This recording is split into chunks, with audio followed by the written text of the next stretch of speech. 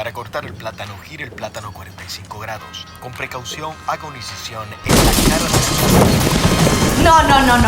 La verdad que a la gente le gusta complicarse. Lo mismo pasa con el banco. Mira, tú tienes cuchumil cajeros, canales para ti 24/7, subagentes, hasta en el colmado de enfrente. ¡Colmado! Una app que ni siquiera el internet te consume. Y aún así, hay gente que se da el viaje para el banco. Oye, no hay que complicarse, que los canales Banreservas están ahí para ti, cuando quieras. No te compliques y utiliza los canales Banreservas, tu banco fuera del banco. Banreservas, el banco de todos los dominicanos. Más de 2 años de arduo trabajo demuestran la voluntad de una gestión dispuesta a solucionar las necesidades de la gente. El saneamiento de más de 40 kilómetros de cañadas, junto a la construcción de Cristo Park, que impactan a más de 1.200.000 habitantes. Llevar agua a decenas de barrios con más de 20 años sin este servicio, además de la corrección permanente de averías para mejorar la distribución. Son algunas de las obras que dan constancia del cambio con rostro humano.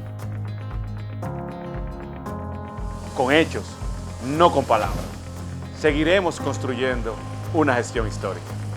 Corporación de Acueducto y Alcantarillado de Santo Domingo, CAS.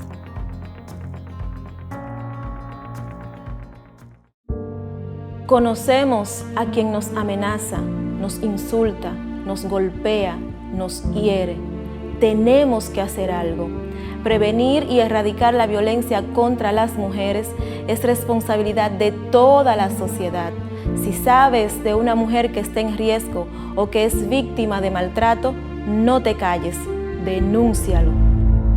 Una vida sin violencia es posible. Con la línea de emergencia asterisco 212 puedes cambiar tu situación de abuso o la de alguien que conozcas. Confidencial, sin costo y disponible las 24 horas. Llama al asterisco 212. Ministerio de la Mujer. Estamos cambiando.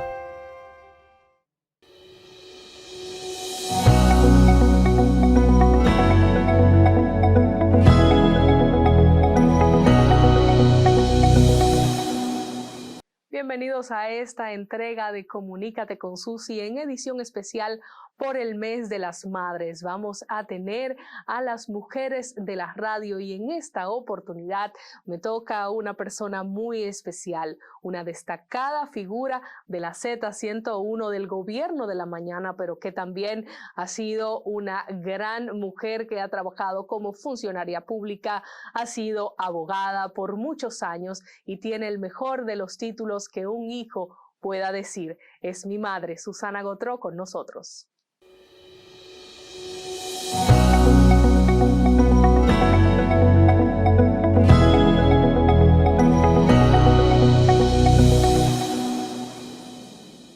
Señora, aquí está usted en este espacio. Iniciamos como siempre como una metralleta de inmediato. ¿Desde qué edad iniciaste a trabajar sin parar? ¿Desde joven? Desde los 16 años. 16 años, exactamente. A los 15 ayudaba a mi papi. Bueno, yo aprendí a leer y a escribir con mi padre. En mi tiempo se aprendía a leer a los 7 años, yo aprendí antes de los 6 años, haciendo actos de alguacil, haciendo actos notariales con mi padre, y pues iba a la oficina de él y no era un trabajo, pero él me daba más o menos la responsabilidad de ir siempre unos días. Y a los 16 años pues empecé a trabajar en el Jardín Patio María Luisa, me acuerdo. Más o menos como una recepcionista o algo así. Y de ahí para allá pues seguimos trabajando. Me quedan años, espero, si Dios me concede vida y salud. ¿Por qué elegir el derecho? Es que eso era lo que yo había visto a mi padre y a mi madre. Y tenía mucho del derecho, o sea, te digo, aprendí a leer y a escribir con actos de algo así. Yo comenzaba en el margen derecho y todavía no tenía ni siquiera, no podía escribir derecho porque era en una página en blanco. En blanco. y el derecho fue parte de todo. Y después me he dado cuenta que el derecho es la vida misma. O sea, yo aplico los principios del derecho, la técnica del derecho, la lógica del derecho en la vida misma. Y si algo yo me siento es profesional del derecho. Y la construcción de las oraciones. A veces tenemos diferencias, porque yo escribo como periodista. Claro que sí. Tú escribes como abogada, a veces digo ese párrafo tan largo. Y tan como, a veces tan, el lenguaje que se usa.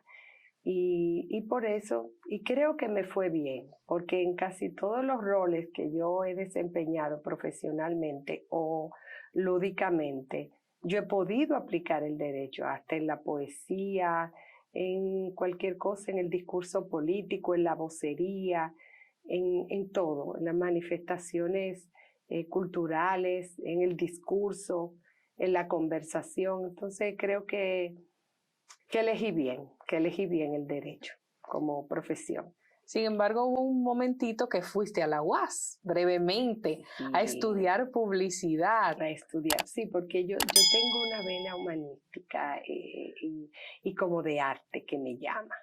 Pero a veces no le contestas.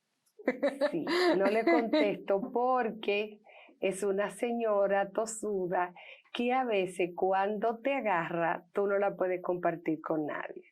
El derecho lo puedo compartir entrando y saliendo a esa puerta, pero si me entrego a la parte artística, lo absorbe todo. Y también yo diría que el arte, sobre todo la poesía, que es lo que más, la manifestación del arte que he podido realizar, te plantea muchos tormentos, muchas preguntas, mucha confrontación existencial.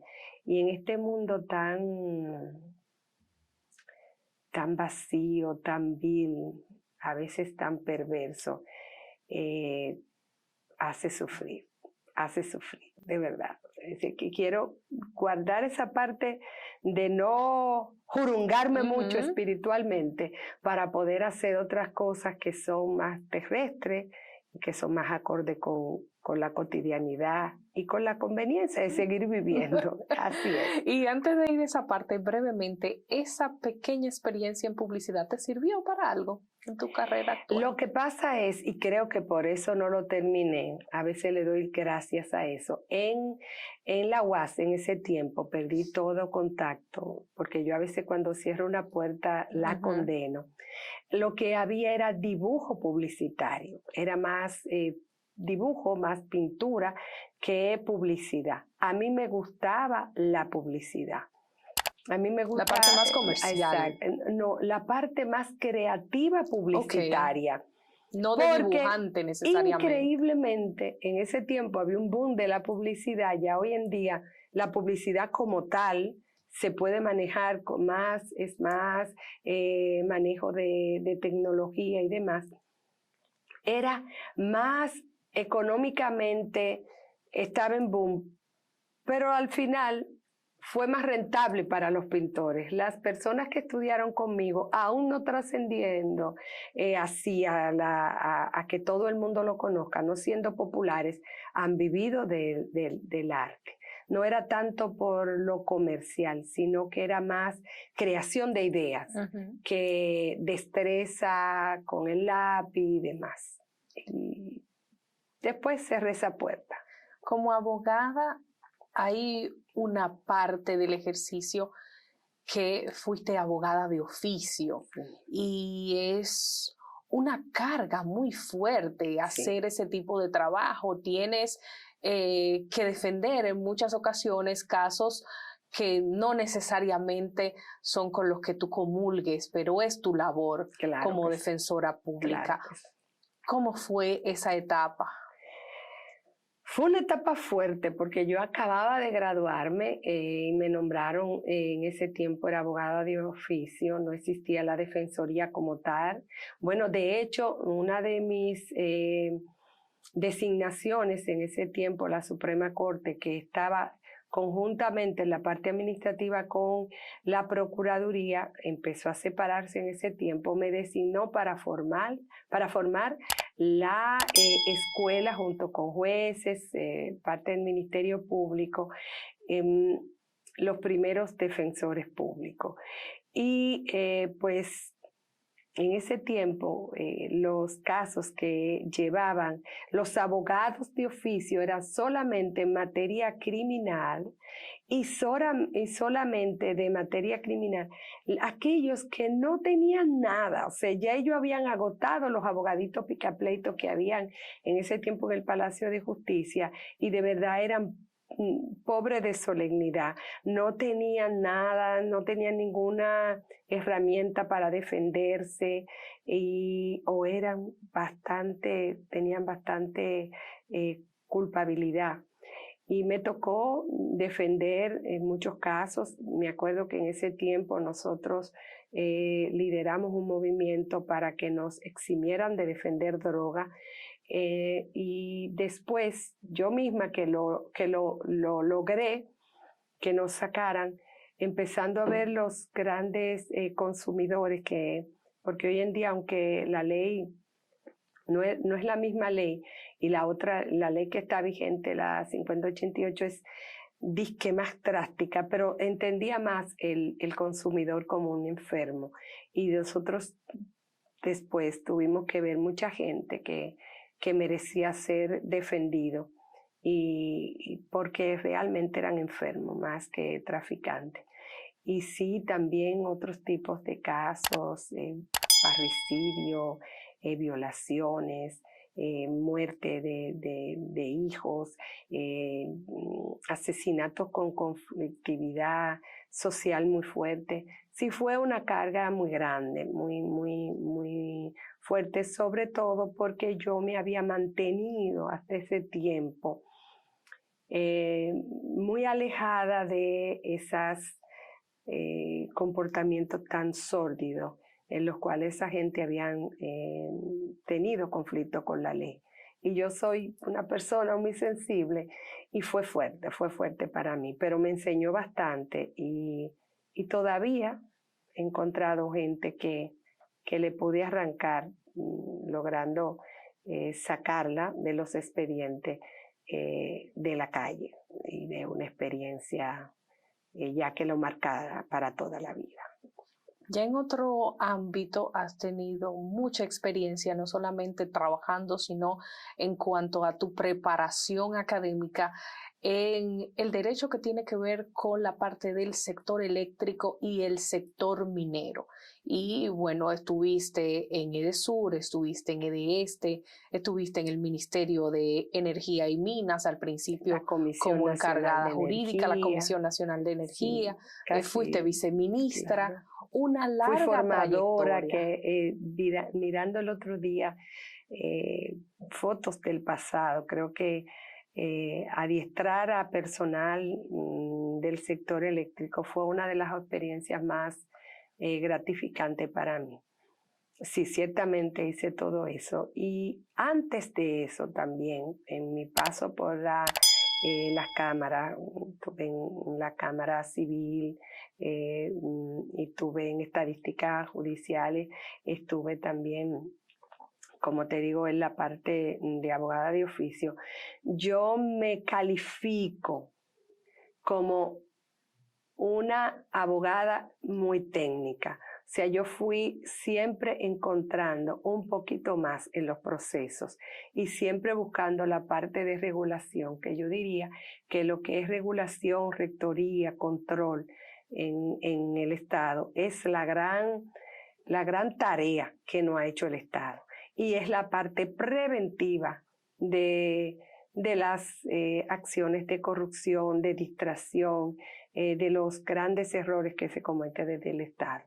Y creo que esa es la parte más luminosa de mi trayectoria pública. Siempre apostar a la regulación, siempre apostar a hacer dentro del marco legal de cualquier posición que me hayan puesto.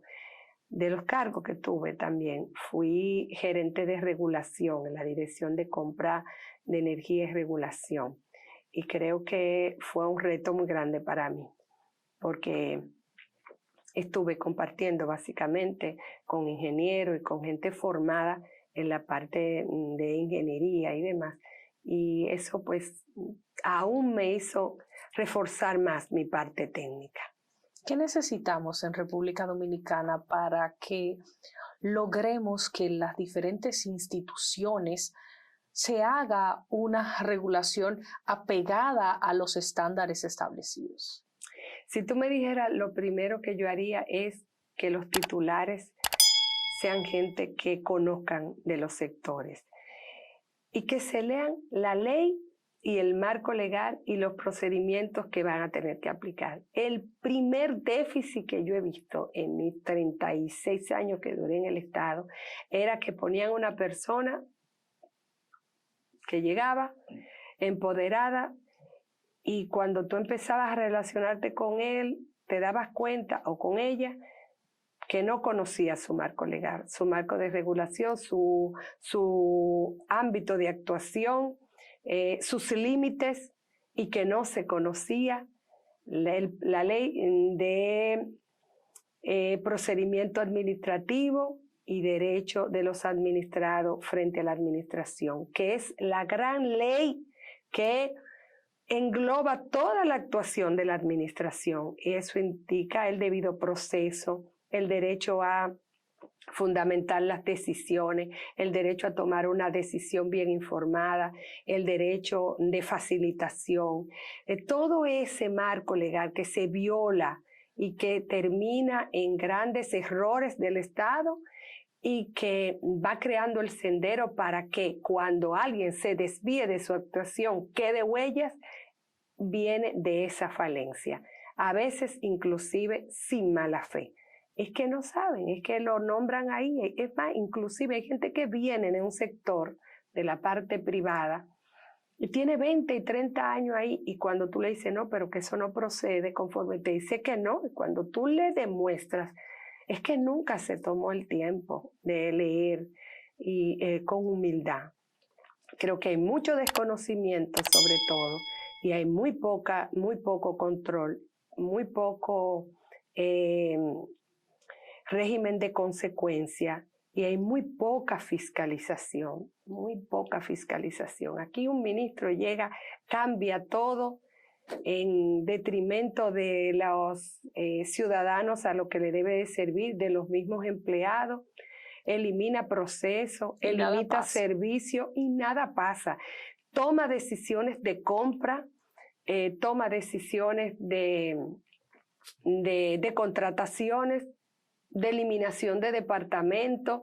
Oye, y nada pasa. Aquí se ha perdido mucho más dinero, oye lo que te digo, por violaciones administrativas, me atrevo a decirlo, que por corrupción administrativa. O sea, es más, y le ha dado pie a la corrupción administrativa, porque esos vacíos de procedimiento, de método, de fiscalización, permiten encontrar el hoyito por el que el servidor público se puede colar. Aparte de que hay un desincentivo tan grande para el funcionario que tiene el buen hacer como su objetivo, que oye, eso es increíble. Llega un momento que tú dices, ni me escuchan, no me consideran, no me reconocen, me desconocen, pues voy a meterme al sistema, al proceso. Y ahí se pierde lo mejor que podemos avanzar. Más de 2 años de arduo trabajo demuestran la voluntad de una gestión dispuesta a solucionar las necesidades de la gente. El saneamiento de más de 40 kilómetros de cañadas, junto a la construcción de Cristo Park, que impactan a más de 1.200.000 habitantes. Llevar agua a decenas de barrios con más de 20 años sin este servicio, además de la corrección permanente de averías para mejorar la distribución. Son algunas de las obras que dan constancia del cambio con rostro humano. Con hechos, no con palabras. Seguiremos construyendo una gestión histórica. Corporación de Acueducto y Alcantarillado de Santo Domingo, CAS.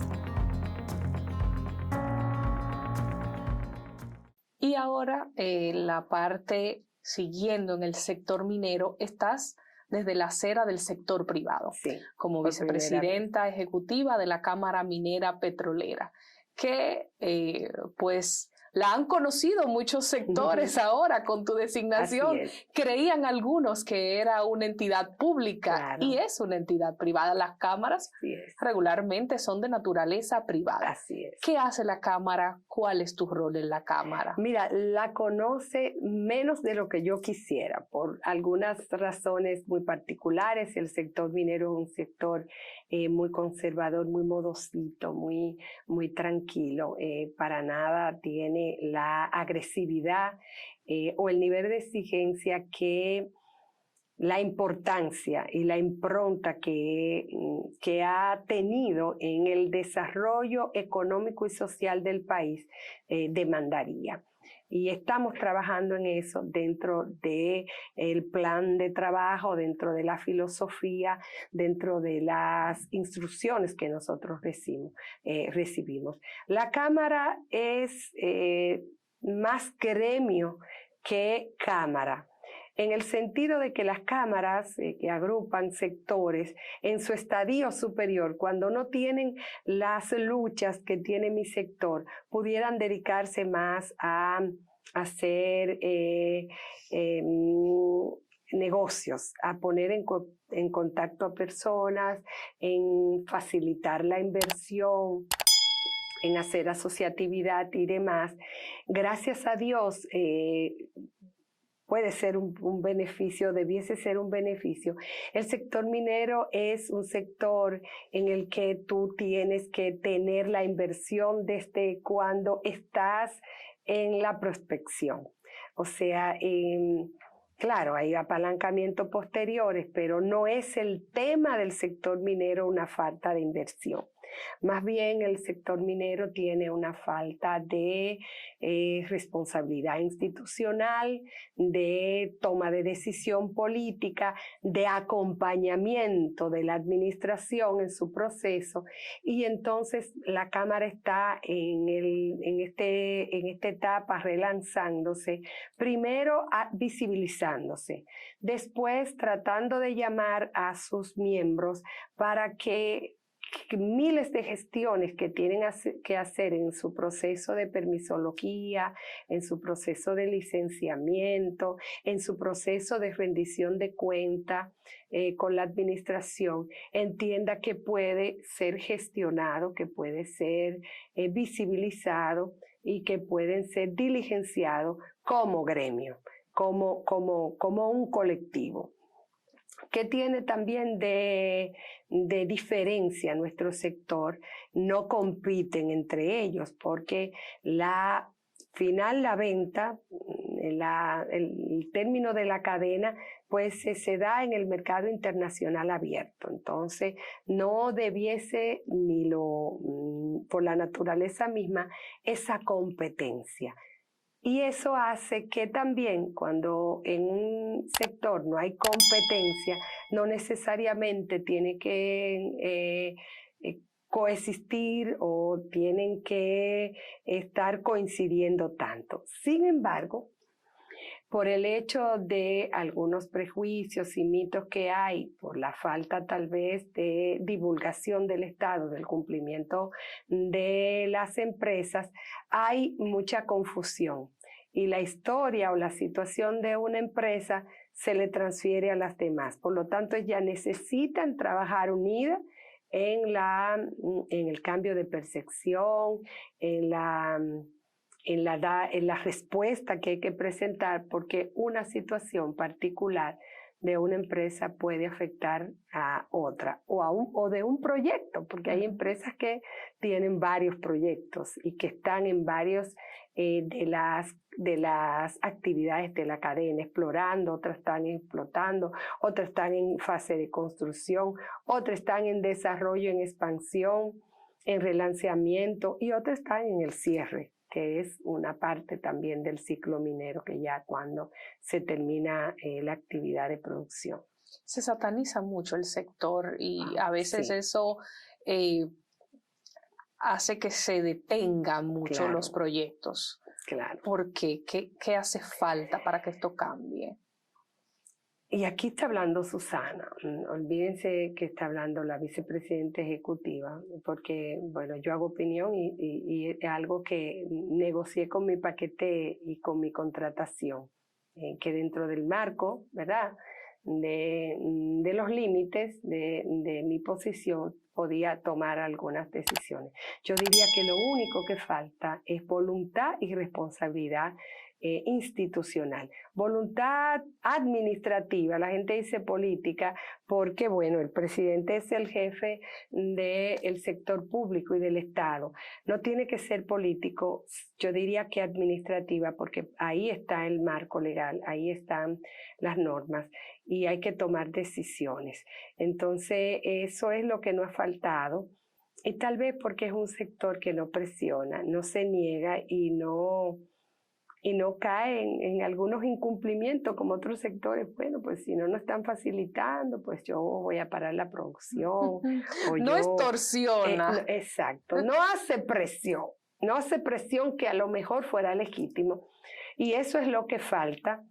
Falta que desde el Estado, con la responsabilidad y en virtud de que es el rector, es una actividad concedida, o sea, que es bajo un permiso, lo único que tiene generalmente el empresario, el inversionista minero, es una ficción, es un permiso que te da el Estado para desarrollar un proyecto a todo riesgo tuyo. Entonces el Estado debiera ir más en su auxilio. Por ejemplo, tenemos el sector turístico.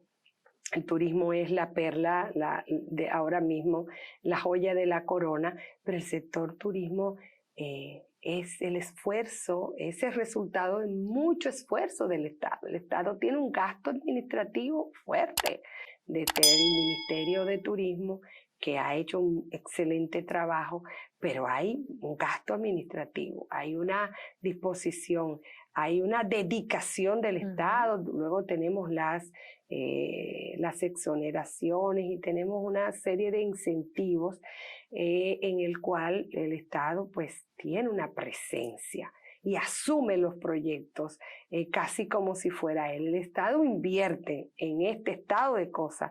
El sector minero a toda inversión, a todo riesgo, a todo trabajo, a todo reclutamiento de un personal muy, muy experto, académico, a veces científico.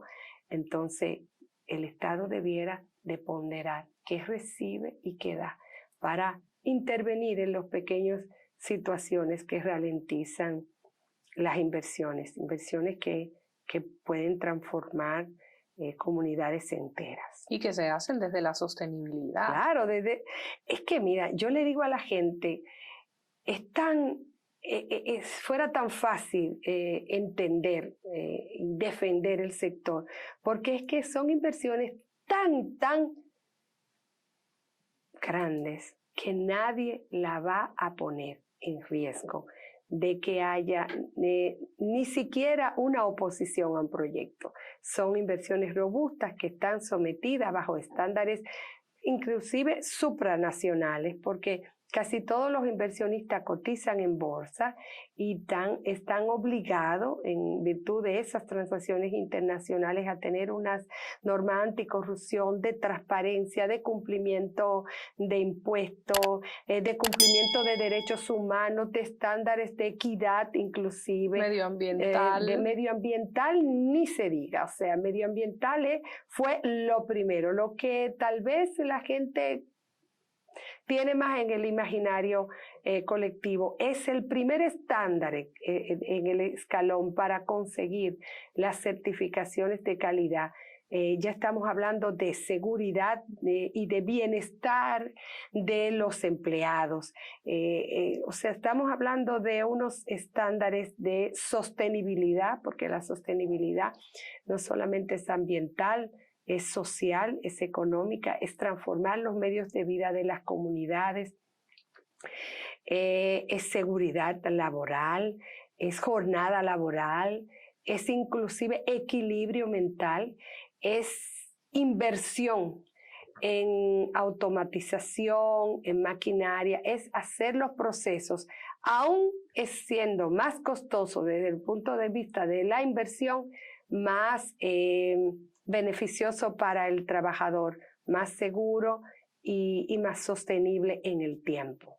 O sea, hay métodos de minado que pudieran ser sumamente agresivos y pudieran tener mayor rentabilidad. Sin embargo, los estándares de planificación, de operación y de desarrollo demandan escoger otros métodos, sacrificando la rentabilidad para pensar en el desarrollo de las comunidades y el mantenimiento del recurso, que es un recurso que es no renovable, porque como se va avanzando técnicamente, lo que tal vez no te era rentable y que en este momento puede ser desecho, puede ser cola, mañana puede ser aprovechable, pensando en el tiempo, un minado más lento para también poder ir cerrando esa área y no intervenir de toda forma, o tener otros métodos de operación. En vez de cielo abierto vamos a trabajar de manera subterránea, que es una inversión, un cambio de inversión enorme, pensando en la sostenibilidad ambiental y de seguridad a largo plazo. Mencionaste la opinión. ¿Por qué entrar a los medios de comunicación? ¿Y cómo fue? Yo lo sé, pero tal vez no quienes nos están viendo. Bueno, mi padre y mi madre, o sea, mi papá y mi mamá fueron personas que siempre nos razonaban. Me recuerdo que mi padre fue el primer humanista que yo conocí. O sea, una cosa impresionante, la huella que dejó en mí. Hasta las pelas eran razonadas. ¿Tú crees que mereces? ¿Qué castigo tú mereces? A veces yo me iba más severa que lo que él consideraba. Mi papá me enseñó a escudriñar, a reflexionar y a ser crítica conmigo misma. Entonces me enseñó a opinar. Siempre me decía, lee, ¿y qué tú piensas de eso? Dime qué tú piensas. Entonces yo me crié mucho haciendo opinión, opinando. Para que nadie te mande a callar. Para que nadie, me decía siempre mi papá, para que nadie te mande a callar, tú tienes que saber de lo que hablas. Y tienes que siempre ser crítica contigo misma. Entonces yo me crié siempre opinando. Éramos muchos hermanos, hablábamos mucho y el diálogo, la conversación fue en la forma de crianza en mi casa. Entonces en un momento yo estaba haciendo una actividad económica de otro tipo, empresarial, que un poco me hacía descuidar mi parte más académica, más profesional. Entonces, en esos momentos que yo estaba dedicada a una actividad comercial, yo empecé a participar, no a escuchar, porque yo escuchaba programas de análisis de opinión de niña, sea usted jurado, ni qué decir, no quiero ni mencionar esos programas. De 5 y 4 años tengo yo memoria en una sillita viendo los programas de opinión y me encantaban con mi papá que lo veía y me sentaba al lado. Entonces me crié en ese ambiente escuchando el análisis, la opinión.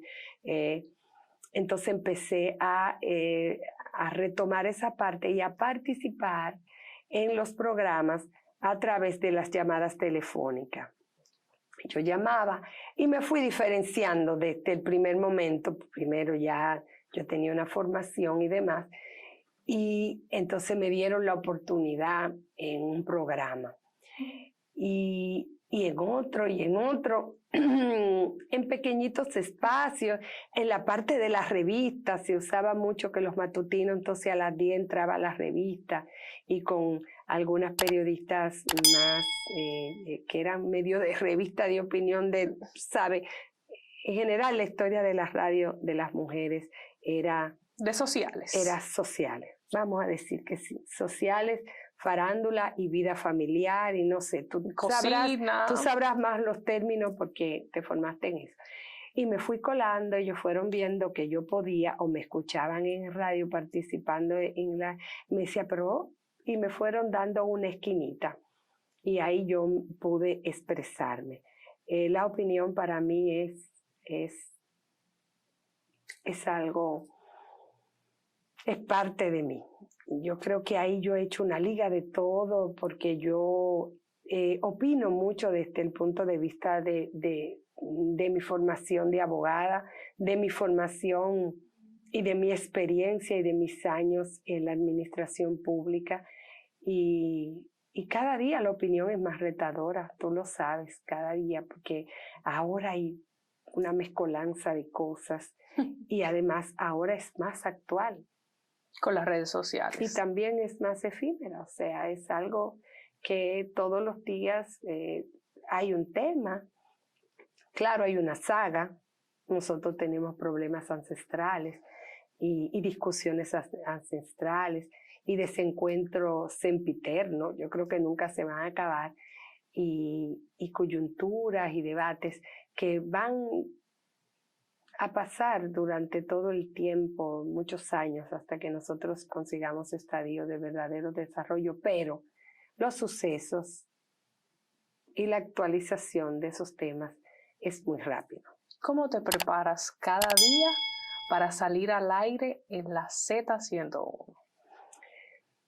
A veces me preparo y a veces no, te voy a decir la verdad. O a veces me preparo y cuando entro a la cabina me fornicaron el tema, como digo yo. O sea, ya aquí en el gobierno de la mañana, pues yo he entrado.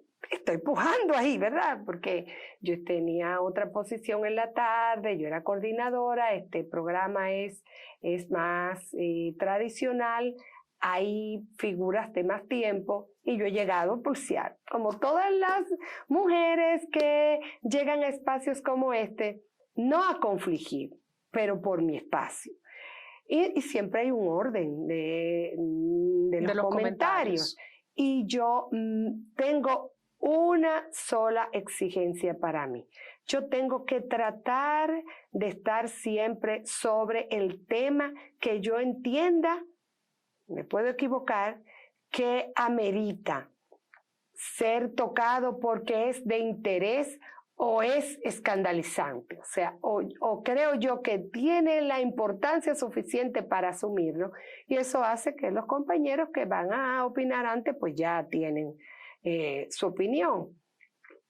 Entonces, a veces me he preparado sobre un tema y sencillamente tengo que asumir a otro. Pero yo diría que la preparación es constante. Tú lo sabes, ¿verdad? Porque tú lo has visto. Yo, cada vez que estoy con mi celular, estoy en las páginas de periódico, de opinión, yo estoy en el Twitter, que me encanta el Twitter. No puedes decir que no te preparas porque estás leyendo todo el tiempo. Todo el tiempo. Y es muy raro que esté en algo que no me esté dejando algo. Inclusive cuando entro a ver farándula, es porque la farándula ahora no hay esas barreras tan grandes entre lo que es farándula, lo que es opinión, porque tenemos influencers que de verdad influyen en la vida, en el comportamiento y son sucesos noticiosos por sus inconductas o por lo que tú quieras. Que entonces, si uno va preso, que si otro chocó a una gente, que si uno estaba con una menor de edad. Así es. Tenemos el caso también de figuras de la opinión que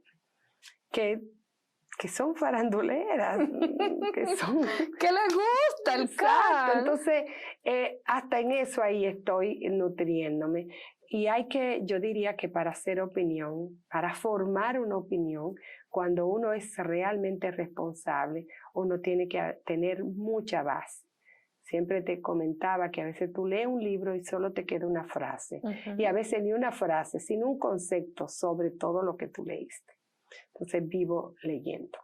Por tus opiniones generas muchos amores y muchos odios. Sí. Con el aplauso, bueno, pues uno lo recibe. Sí. Pero ¿cómo manejas esa gran cantidad de haters que en estos tiempos, y siempre recuerdo al pensador Humberto Eco, como tienen un teléfono móvil, así es, acceden a ti a comentarte, etiquetarte, a decir tantas cosas sin conocerte? Y como yo les respondo, o sea, yo realmente... ¿Por qué les respondes? Porque me gusta, o sea, yo considero... Mira, yo he sido objeto de exclusión en mi vida. Y suena hasta prepotente decirlo. Cuando tú entras a un colectivo y entienden que tú tienes muchas condiciones, te cogen miedo y si te pueden pisar, te excluyen.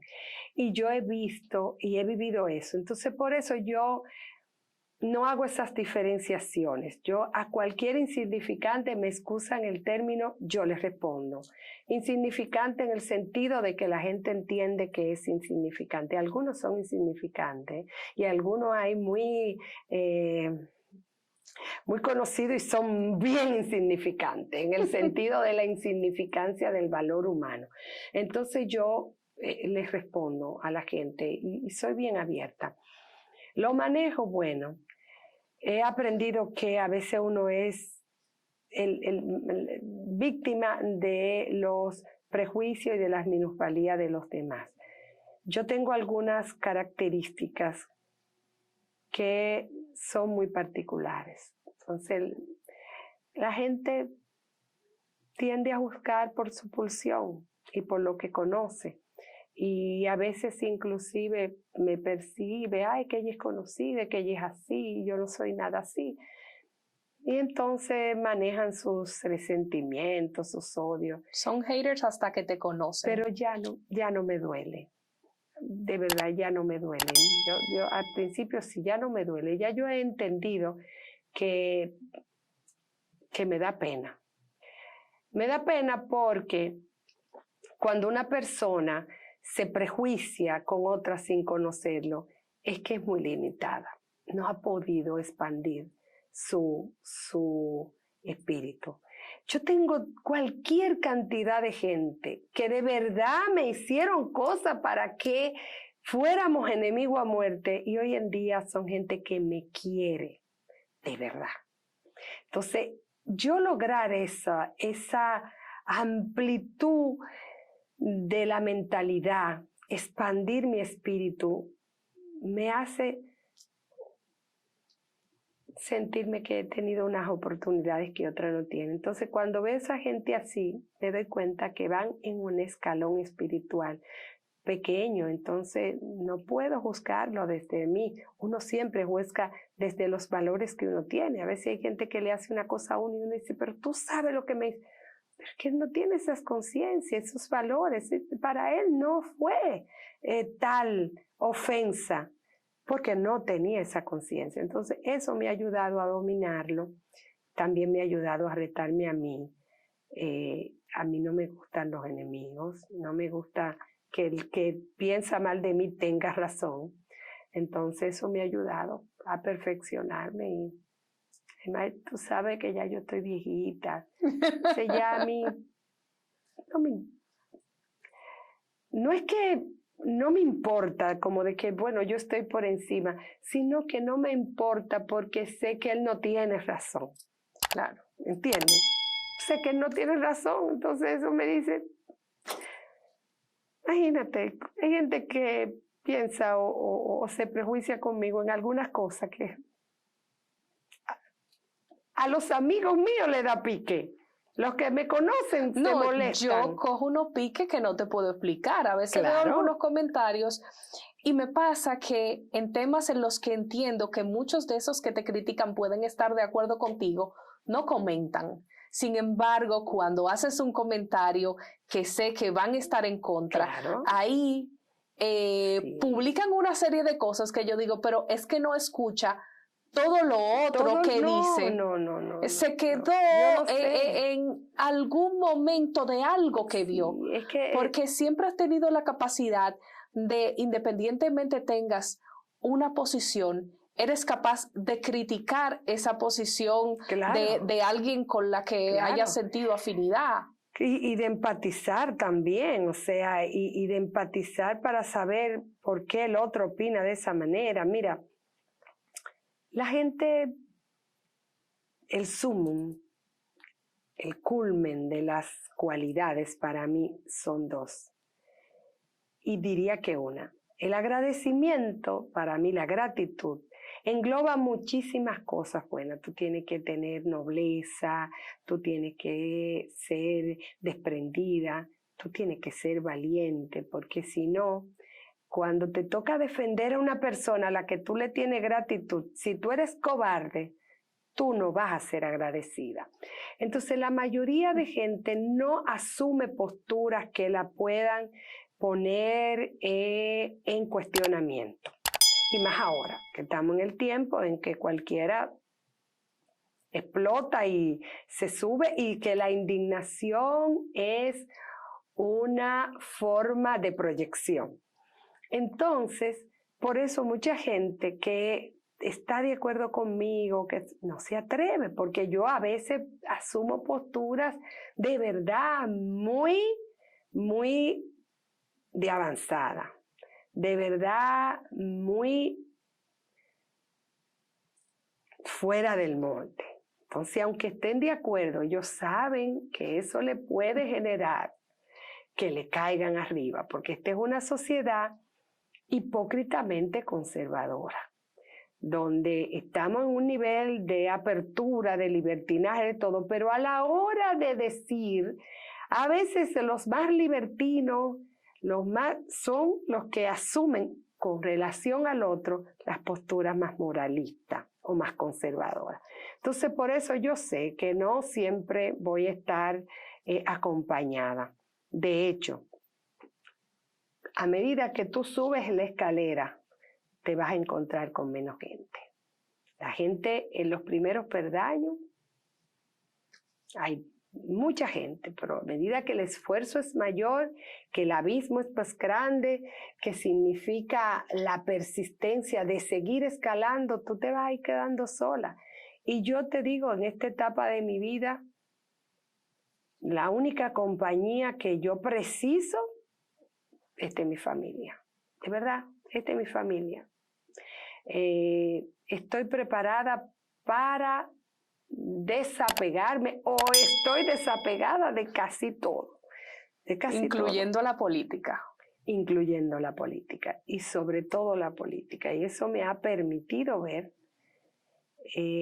la ceguera que da cuando tú asumes una posición política. La política partidaria, porque yo creo que se hace política. Yo estoy haciendo política, porque yo estoy haciendo planteamiento, yo estoy haciendo cuestionamiento, yo estoy haciendo proposiciones, inclusive, o por lo menos lo creo así, aunque no lo logre, y yo estoy tratando de transformar mentalidades, yo estoy tratando de inspirar grupos humanos, y eso es política. Lo que yo no estoy haciendo es política partidista, porque sencillamente eso me pone una visión muy tubular, si ustedes quieren, para dejarlo así, sin decirte que te obliga a decir mentiras, a construir discursos en lo que tú no crees, a asumir posiciones por conveniencia, a desdecirte, a perder tu coherencia. O a sufrir las consecuencias de no hacer eso, porque Sí. Te he visto toda la vida. O de hacer cosas. Te he visto toda la vida luchando contra la corrupción desde dentro, diciendo, esto está mal, mi firma no la pongo aquí, esto no debe ser, diciéndole a las autoridades, por Así aquí no se hace. por aquí, y sufriendo exclusiones, en algunos momentos cancelaciones, Enemistades. en otros momentos traslados y Acosos. demás, y Sí, cosas de así todo es, tipo, y así eso es. se relaciona con algo que Claro. siempre me has dicho, y es todo lo de nosotras da brega. Todo lo de nosotras. Porque da brega conseguirlo. Nunca te ha tocado fácil. Nunca. Y nos da brega conseguirlo y mucho más mantenerlo. Porque, Y la gente cree que no. La gente no sabe. La gente creía que tú tenías casas de veraneo, que eras millonaria, que tenías casas en la playa y en la montaña. Si supieran. Si supieran.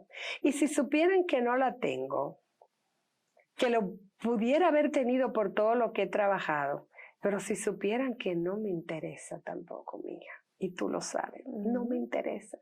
Ahí no está de verdad lo que yo persigo, para nada. Y mi lucha ha sido contra la corrupción y contra la deshonestidad de todo tipo. Mire, la gente es tan deshonesta hasta para decir una opinión. Normal, o sea, a veces hay una situación que se da entre amigos o en un grupo y la gente es se resiste tanto a decir la verdad, hasta de ellos mismos, me equivoqué o vamos mal, yo creo que podemos hacerlo de otra manera. Entonces la gente no es honesta y eso que genera dificultades en el plano humano, de las relaciones, social, en cualquier actividad humana que tú hagas. Y yo he apostado por eso y yo sé que eso me trae dificultades, atraso, me troncha oportunidades. A veces nadie quiere escuchar que te digan ciertas cosas, pero yo me las digo a mí. Entonces, es parte de mi dinámica. Yo no soy grosera. Y tú lo sabes, porque hay gente que cree que ser sincera es insultar al otro o ser implacable con el otro. No es eso. Pero a veces yo sí trato de que reflexionemos sobre algo que va mal o que creo que no es lo más bondadoso, lo más considerado o lo más humano para los demás. Es así. Y eso trae dificultades, claro que sí, claro que sí. Pero la vida es apuesta. La vida es apuesta que tú quieres conseguir y que tú das. Todos los días uno opta. Desde que uno abre los ojos, uno opta por abrirlo o dejarlo cerrado. En si me voy a bañar o no me voy a bañar. Si me voy a cepillar, si voy a bajar los pies aquí, si voy a coger esta calle. La vida es opciones. Toda la vida tú estás optando. Entonces, es así. Tú quieres llegar al trabajo, tienes que cepillarte los dientes, tienes que peinarte, tienes que ponerte la ropa. Entonces, es opciones y es algún tipo de sacrificio.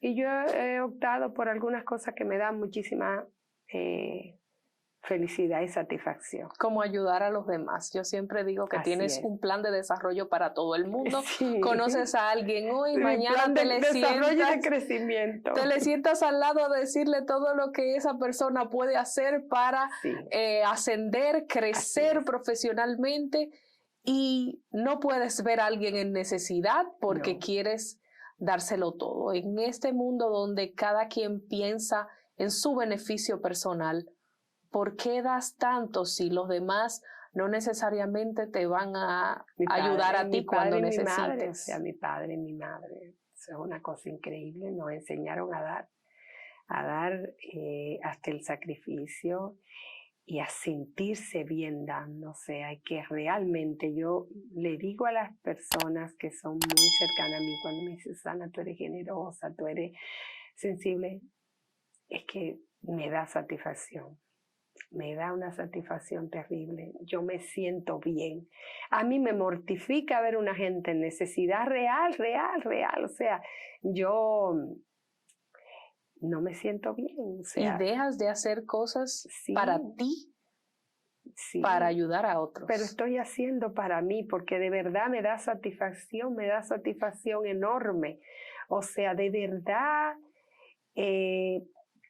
Y no como alguna gente dice, es mejor dar que recibir, porque ahí en esa frase estás diciendo, es mejor estar en buena situación de dar que estar en una mala situación de necesitar. No, realmente el ejercicio de desprenderme de algo me gusta. Es más, y esto es algo que tal vez yo no te había conversado, a veces yo siento que lo que la vida me ha dado es inmerecido.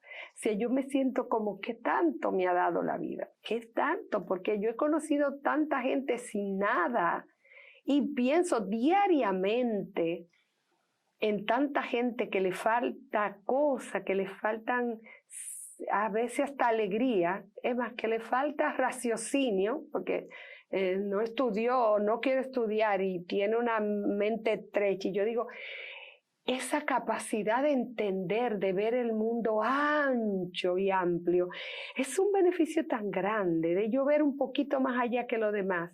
Digo, gracias Señor, porque hay gente que muere a los 2 días, hay gente que nace sin una pierna, sin un brazo, hay gente que nace en un sitio inhóspito donde nunca va a poder conocer, tener ciertas experiencias. Entonces, ciertamente, sí, yo hago muchas cosas y me siento bien, me siento feliz, me siento satisfecha. Y cuando veo al otro feliz con lo que yo le he dado, ahí es que me siento mejor. ¿De verdad que sí? La cirugía bariátrica fue para ti un cambio, luchando con el peso desde pequeña. Claro. ¿Qué representó en cuanto a una nueva vida? Que sí. Lo habías hecho antes sin cirugía, fuerza de voluntad. Claro, fuerza de voluntad. Pero bajé muchísimas libras a fuerza de voluntad. Pero iba empezando con el efecto rebote y yo había hecho unos ahorros para ir a Europa. Entonces, íbamos para Europa y después yo dije, no. Yo no sabía eso. Sí, era para ir a Europa que yo había reunido la mayor parte de mi dinero para la cirugía bariátrica. Y después yo dije, me voy a morir caminando en Europa porque como tú sabes, había tenido por una actividad comercial que viajar mucho a los Estados Unidos, básicamente a hacer negocios. Y yo sabía lo mucho que se caminaba en esos países y mucho más en Europa si íbamos a conocer. Y yo dije, no, pero que yo no voy a poder disfrutar el viaje porque yo me estaba cansando de nuevo bastante y me recordaba del tiempo donde había estado en mi máximo esplendor de 338 libras. Entonces decidí operarme. Y creo que fue la mejor decisión, una de las mejores decisiones de mi vida. Ya yo tenía problema de presión, yo tenía problema de taquicardia, yo estaba muy comprometida también con la circulación, porque tengo insuficiencia venosa profunda. Yo también estaba teniendo muchos problemas de dolores de cabeza.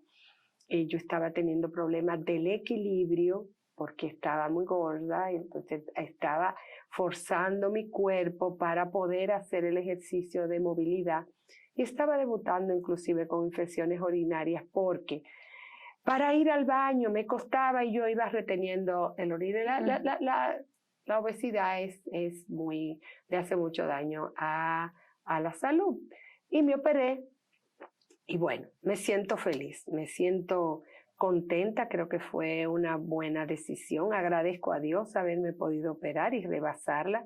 He conocido personas que han tenido situaciones en la operación, pero como yo no tenía graves problemas de presión o de el corazón, eso, y me la hice con un buen profesional, creo que fue una buena decisión de mi vida, de verdad que sí. ¿Y los viajes se dieron después de algún y como otro quiera modo? Fui a Europa, como quiera fui a Francia, que no me gustó nada.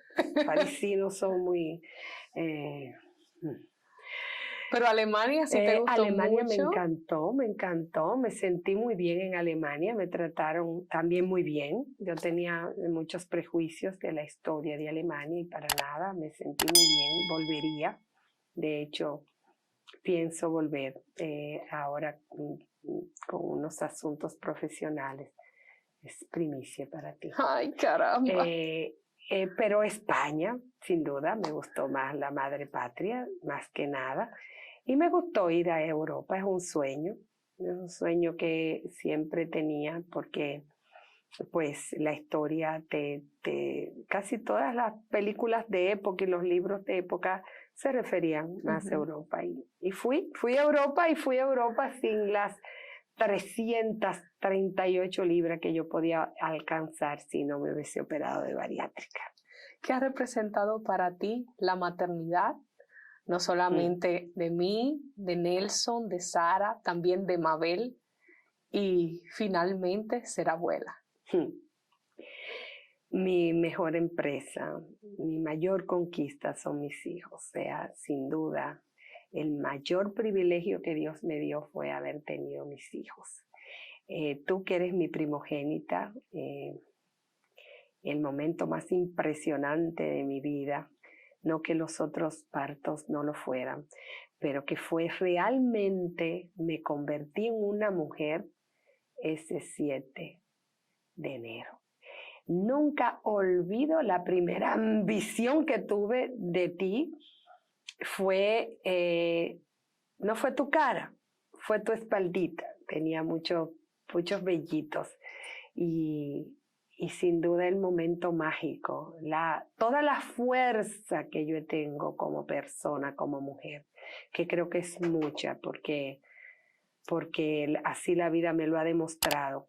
Yo la adquirí de un golpe cuando supe que tú habías nacido. Yo dije, ya tengo por quién vivir y por esta criatura tengo que ser capaz de todo. Y ser madre es terrible, es una experiencia enorme. Ser madre y lograr tú ir echando en esa alcancía con esfuerzo, con valores, y tú después ver cómo todo lo que echaste ahí germinó. Tú eres una persona que me ha dado muchas alegrías, mucho orgullo, sobre todo en tus valores, no solamente en tu desarrollo profesional. Después mi hijo Nelson, que mi machito también, como veo reflejado, su personalidad, cosas de mí, de mi familia, de mi crianza, cosas de ti que tiene, como tú también me ayudaste a transferirle a mis hijos valores y esa cadena que se da. Sara, Esther, mi hija Mabel, mi hija de crianza, tu hermana, que también de la maternidad saco algo. La única forma de enseñar a un ser humano es darle ejemplo. La única. Todo lo demás rebota. Los niños aprenden. Imitando es que van aprendiendo.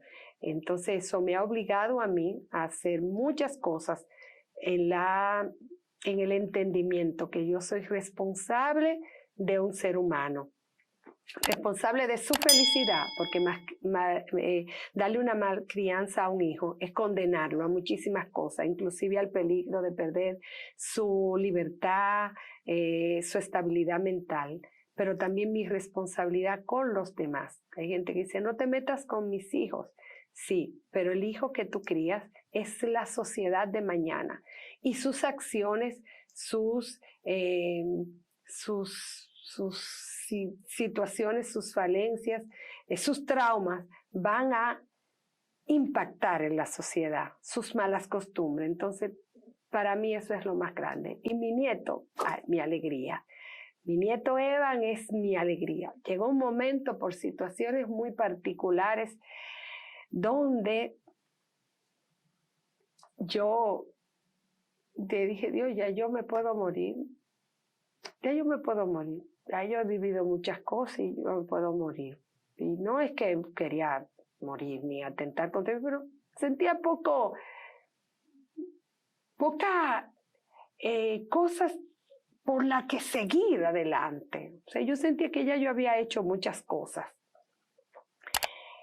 Y cuando yo supe que ese niño estaba en tu útero, que yo estaba segura que ese niño iba a nacer, yo no sé, porque yo luego nunca de una pérdida.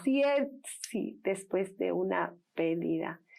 Yo sabía que ese sí se iba a pegar, que ese sí iba a nacer. Eso fue una cosa, nunca soy tan absolutista, yo siempre como que guardo por miedo a que no se me dé. Pero ese yo lo sabía que ese iba a nacer y que era macho y todo. Eso me dio a mí una alegría. ¿Te acuerdas que fui y compré la frisita de Mickey? No la he visto, No sé. La usa todos los días para el colegio. Esa la compré. Y la llevaba a la clase de estimulación. Fui a un supermercado, nada fino de lo que te gustan. Fui ahí a buscar algo y encontré esa frisita. Y Evan es mi alegría de vivir. O sea, me siento feliz de la vida. Cuando tengo un recuerdo de alegría, una de las primeras cosas que viene es mi nieto Evan, tan feliz, tan perfecto, tan saludable. Y aprovecho para decirle a todas las personas que están en mi edad, sí, que a veces sienten que el mundo ha cambiado tanto, que está tan convulso y que hay tantos valores y cosas buenas que nosotros apreciamos que ya no son útiles, que ya no le interesan a nadie, que si tienen la posibilidad de que viene un nieto o ya lo tienen, se refugien en sus nietos. Los abuelos tienen una responsabilidad muy grande de transmitir valores, historias, creencias, crianzas, cosas que hacer. Hay una parte de sanidad del ser humano que llega cuando tú eres abuela, que de verdad tú puedes vaciar todo ese amor que tú tienes, corregir cosas de la crianza que tuvimos para nuestros hijos, que no siempre fueron las mejores, que teníamos un pasado de arbitrariedades, de limitaciones. Tú te puedes permitir ser totalmente libre, sin limitaciones con el nieto, y descubrir cómo desde el amor y desde la libertad de verdad se logran muchísimas más cosas que desde el castigo, desde la admonición, desde la advertencia, desde la limitación. Yo creo que la mayor experiencia de amor, de superación, de sacar lo mejor de ti, es cuando tú tienes un nieto y un nieto de un hijo que también te ha dado grandes satisfacciones. Si tú me dices mi mayor alegría, ha sido el hijo que tú me diste. Mamá, no es mamá. A veces yo digo, mira que mami. Mami, no es mamá, es abuela, porque se me olvida. Pero sí, también es parte de mí, es mi hijo, uno vive prolongado a través de sus hijos. Bueno, Susana Gautreau, mi madre, te agradezco por haber participado en esta entrega especial de Comunícate con Susi, dedicada en este mes de mayo, mes de las madres, a las mujeres de la radio. Tú eres una gran mujer de la radio y de muchos otros sectores de los cuales hemos hablado en esta entrevista. Y agradecerte por tanto, porque me lo has dado todo, porque con el ejemplo precisamente has sembrado. Si por alguien yo soy esta persona en el día de hoy, es por ti, por tu apoyo siempre, porque nunca me has dejado sola. Y decías en la entrevista que sientes que la vida te ha dado muchas cosas inmerecidas. Yo entiendo que te ha dado poco para todo lo que das a los demás, para todo lo que has trabajado, para todo lo que has luchado, y tanta gente que tiene tantas cosas y no las merece, y tú lo poco que tienes no las aprecia, y tú todo lo que tienes quieres darlo. Gracias, mi manzanita, mi mujer de la radio también. Muchos éxitos para ti, muchos éxitos y buena voluntad y deseo para todas las madres que nos están mirando, que luchen. Yo luché por mis hijos y hoy en día siento que fue mi mejor empresa. Me han redituado mucho.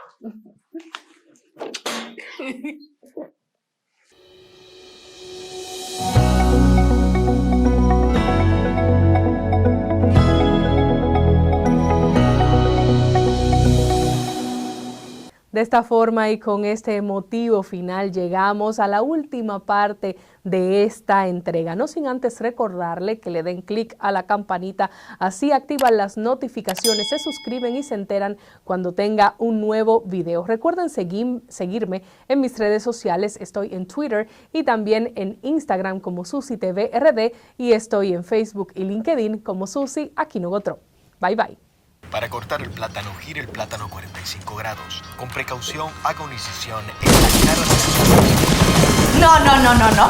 La verdad que a la gente le gusta complicarse. Lo mismo pasa con el banco. Mira, tú tienes cuchumil cajero, canales para ti 24/7, subagentes, hasta el colmado de enfrente. ¡Colmado! Una app que ni siquiera el internet te consume. Y aún así, hay gente que se da el viaje para el banco. Oye, no hay que complicarse, que los canales Banreservas están ahí para ti, cuando quieras. No te compliques y utiliza los canales Banreservas, tu banco fuera del banco. Banreservas, el banco de todos los dominicanos. Conocemos a quien nos amenaza, nos insulta, nos golpea, nos hiere. Tenemos que hacer algo. Prevenir y erradicar la violencia contra las mujeres es responsabilidad de toda la sociedad. Si sabes de una mujer que está en riesgo o que es víctima de maltrato, no te calles, denúncialo. Una vida sin violencia es posible. Con la línea de emergencia asterisco 212, puedes cambiar tu situación de abuso o la de alguien que conozcas. Confidencial, sin costo y disponible las 24 horas. Llama al asterisco 212. Ministerio de la Mujer. Estamos cambiando.